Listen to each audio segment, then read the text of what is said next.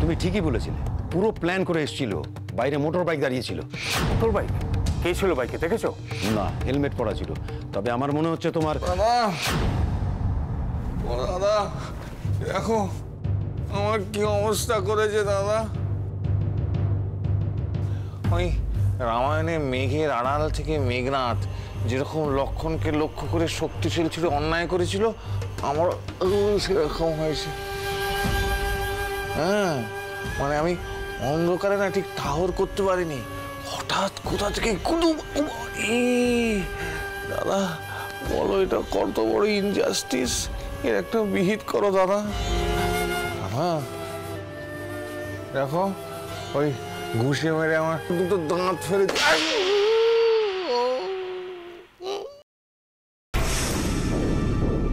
কাগজ চালিয়ে চালিয়ে হয়েছে একটা কাগজে বাঘ, অপদার্থ। তুমি মরার উপর খাঁড়ার ঘা দিচ্ছ দাদা। একে তো চোখটা গেছে, মনে কানটাও চড়ে গেল, এবার মুন্ডুটাও যাবে। তোমরা এতগুলো ছেলে মিলে ওই একটা 1.5 ফুটের মেয়েকে বাগে আনতে পারলে না। বারবার করে বললাম যে ওই মেয়েটাকে আমার চাই, তারপরও হাতে আস্তে আস্তেও মেয়েটা ফসকে গেল। তাতে আমার কি কারণ বুঝতে পারছো তোমরা? ওই একটা মেয়ের দুঃসাহস ভাঙা না গেলে কাল যে কেউ এসে আমাকে কাঁচ করা দেখিয়ে যাবে। আমি লোক পাঠিয়েছি, ওরা পালাতে পারবে না। পালালে তোমার কপালে দুঃখ আছে বলেছো? তুমি চিন্তা করো না, আমি নিজে ওর ব্যবস্থা করব। তার আগে আমার একটা ফার্স্ট এডের ব্যবস্থা করলে বোধহয় ভালো হয়। তোমার জন্য অন্য ব্যবস্থা। আমার এখানে অযোগ্য লোকের কোনো জায়গা নেই, সে আমার ভাই হলেও নয়।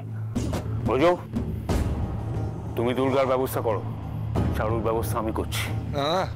ছোট ভাই তাও বলছি, দেখো মেজদা পুলিশ তাও তাকে কাপড় কেচেছে, আমার এই অবস্থা করেছে। তুমি একটু সাবধানে, যদি তোমাকেও সব আরে একটা কথা বললে আমি তোমার। স্যার আসবো? আসুন। কি হয়েছে? স্যারের নামে একটা প্যাকেট আছে। কে পাঠিয়েছে? স্যারের লেটার বক্সে ছিল, স্যারের নাম লেখা, তাই। দেখি জান। ঠিক আছে। কোনো স্ট্যাম্প নেই, কোথা থেকে পাঠিয়েছে তার কোনো হদিশও নেই। দেখো তো।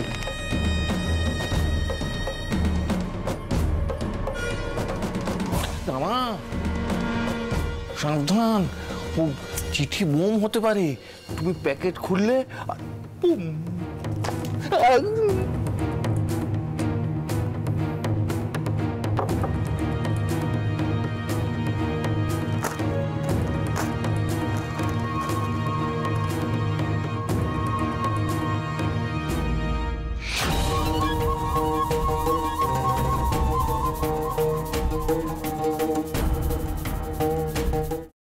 আমি এই সব কিছু বন্ধ করতে পারি, কিন্তু একটা শর্তে। তোমাকে আর দুর্গাকে আমাকে ছুঁয়ে কথা দিতে হবে, এর সাথে তোমরা কোনো যোগাযোগ আর রাখবে না। শোনো, আমরা এখনো তোমার মতন এতটা পাথর হয়ে যায়নি। তোমাকে ছুঁয়ে আমি এত বড় কথাটা, এটাই আমার শেষ কথা তোমাকে। দাদা ভাই, পুতুলটা না দিয়ে এসেছি। একেবারে বজরংবলী আন্টির হাতে দিয়েছো তো? না, আমরা তো দরজা দিয়ে গড়িয়ে দিয়েছি।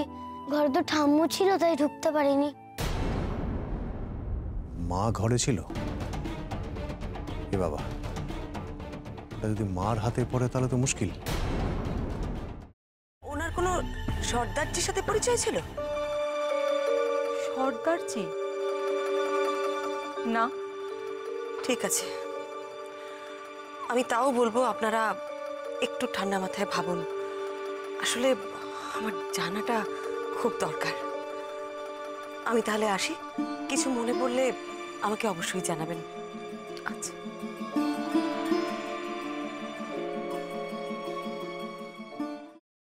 ফ্রাইং প্যানে Emami healthy and tasty refined rice bran oil গরম করে তাতে গোটা কালো সর্ষে আর কারি পাতা ফোড়ন দিয়ে ওর মধ্যে একে একে টমেটো কুচি, বাঁধাকপি বাটা, নুন, হলুদ গুঁড়ো, শুকনো লঙ্কা গুঁড়ো আর সামান্য চিনি দিয়ে ভালো করে কষিয়ে নিয়ে ওই মিশ্রণে কুড়িয়ে বেটে রাখা নারকেল, পাকা লঙ্কা কুচি আর কারি পাতা দিয়ে ভালো করে নাড়াচাড়া করে নামিয়ে নিয়ে নারকেলের স্লাইস, পাকা লঙ্কা স্লাইস আর কারি পাতা দিয়ে সাজিয়ে সার্ভ করুন বাঁধাকপির ঝাল।